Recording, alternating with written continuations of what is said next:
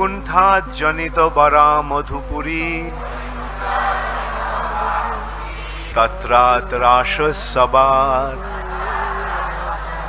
বৃন্দারণ্যম উদারপানি রমনাৎ তত্রাপি গোবর্ধনঃ রাধাকুণ্ডম ইহাপি গোকুলপতে প্রেমামৃত প্লাবনা ঊর্জাদ অস্য বিরাজত গিরিতটে সেবং বিবেকী না কাহা।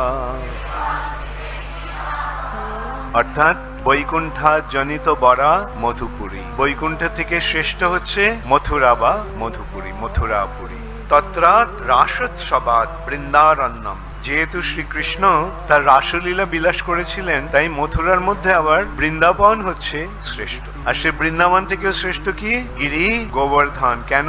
উদারপানি রমনাথ, শ্রীকৃষ্ণ সেই গোবর্ধনকে তার হাতের ওপরে ধারণ করেছে। আর তার থেকেও শ্রেষ্ঠ কি? রাধাকুণ্ডম। কেন? কেননা সেই রাধাকুণ্ড হচ্ছে গোকুলপতি শ্রীকৃষ্ণ প্রেমামৃত প্লাবনাথ, কৃষ্ণের প্রেম রূপ যে অমৃত, সেই প্রেম রূপ অমৃতের দ্বারা প্লাবিত হচ্ছে সেই রাধাকুণ্ড। কুর্জাদাস্য বিরাজতে গিরিতটে সেবাং বিবেকী ন ক, কোন বিবেকী ব্যক্তি আছে যে সেই রাধাকুণ্ডের সেবা করবে না? তাহলে আমরা কি দেখতে পাচ্ছি? বৈকুণ্ঠেরও উপরে হচ্ছে মথুরা। কেন? কেন সেই মথুরায় শ্রীকৃষ্ণ জন্মগ্রহণ করেছিলেন এবং সেই মথুরা মণ্ডলেই সমস্ত তীর্থস্থান, বৃন্দাবন। বৃন্দাবনের বৈশিষ্ট্য কি? সেখানে শ্রীকৃষ্ণ রাসলীলা বিলাস করেছে। আর সেই বৃন্দাবনের মধ্যে আবার শ্রেষ্ঠ কি? কোন স্থান? গিরিরাজ গোবর্ধন।